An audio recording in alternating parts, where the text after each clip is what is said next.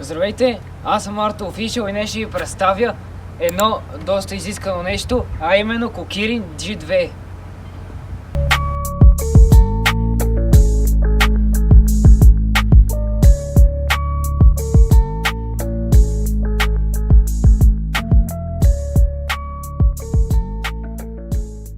М петици, АМ диета, лека ножица.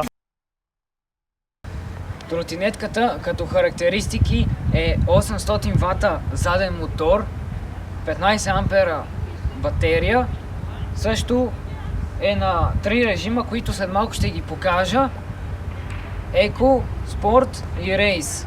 Максимална скорост 45, но може и малко повече. Както казах, тротинетката е оборудвана с един мотор от 800 вата, отзад съм сменил с офроуд гума, а отпред е за нормален път с толковата си гума. Защото имам тротинетката от няколко месеца, но винаги не остава време да снимаме клип от всякакви други клипове. Спирачките са обикновени с жила, но са дискови. Дисковете са 140 мм отпред и отзад. Спирачките ще ги сменявам с хидравлични Shimano Magura, последен клас, защото ще е по-готино с хидравлика. Отзад имаме също така калник, който може да си го закупи човек отделно, нека оператора да дойде да покаже, със светоотразителче за по-хубава сигурност. Отзад имаме стопът, който е стоп сигнализацията. Също така е оборудвана с амортисьори отпред и отзад, не само отпред. Те са от болт до болт 125 мм с доста дебела пружина, около 1400 либри.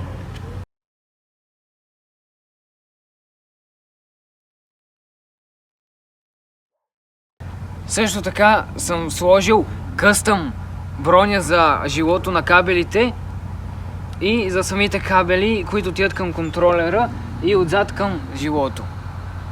Тук е буксата за зареждане. Както виждате, с моя късмет аз късах тампончето без да искам и ще измислим нещо по въпроса. Батерията също така е 48 волтова. Под дека се намира контролерът и батерията е някъде и тук. И тук вече има едно малко празно място, което е свободно за този кабел да преминава. Отпред имаме светоотразител и заключването, което е доста интересно. Освен големия палец, имаме и един щифт, който е за по-огромна сигурност. Като се издърпа и това се издърпа и тя вече слиза надолу.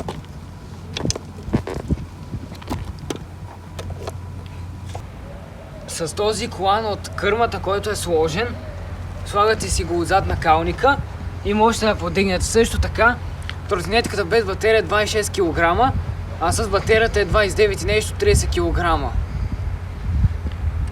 И вече за който има сила, може да си я вземе и да си я пренесе не повече от 10 метра, защото наистина си тежи.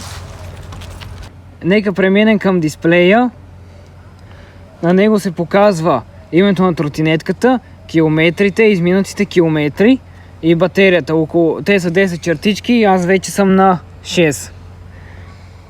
Режимите за смяна можем от тук, от мод, с тъчскрин да ги сменяме, или просто от бутона, като натиснем два пъти, те се превключват на еко режим, на спорт и на рейс.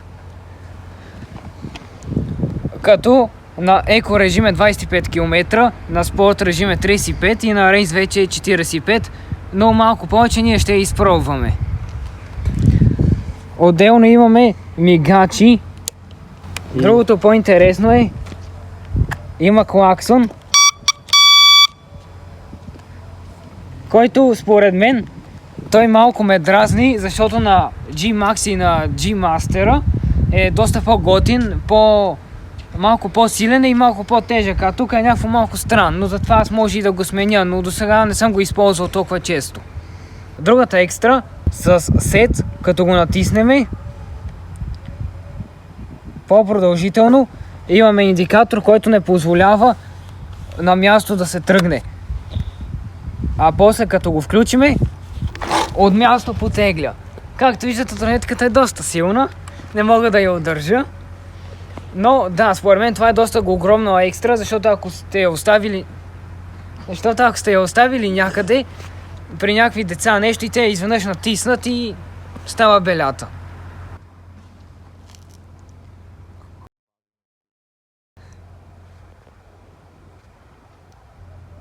Че ни яде.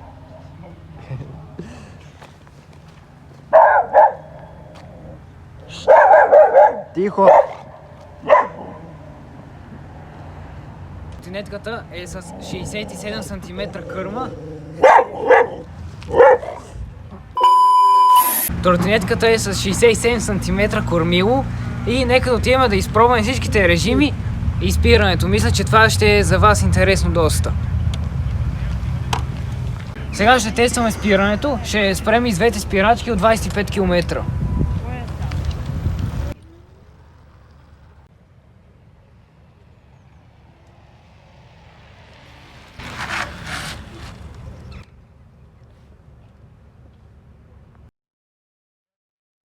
Сега ще тестваме на еко режим колко вдига и колко бързо.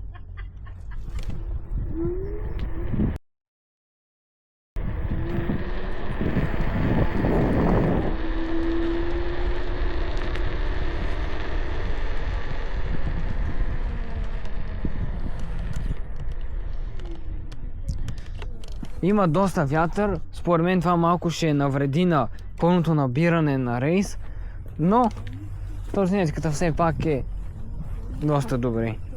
Сега ще я натиснем на спорт режим.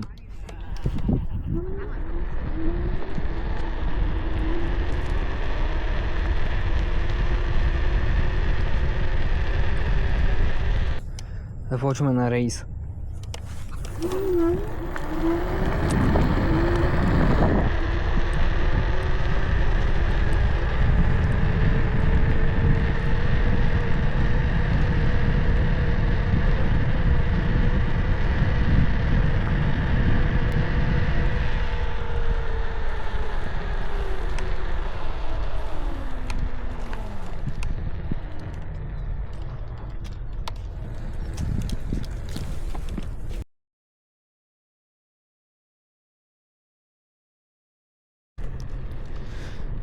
Другото, което бях забравил да добавя, е самата газ е малко по-издължена и може като мотор и така да се надава газ.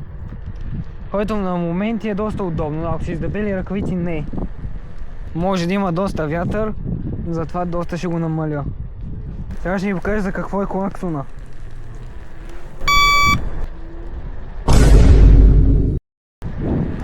Нещо гледат. Окей.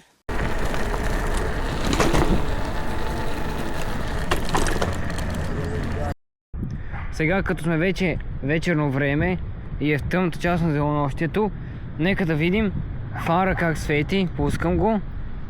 Както виждате, осветява точно мястото, което ни трябва и доста прилично в същото време. Сега ще пуснем ляв мигач.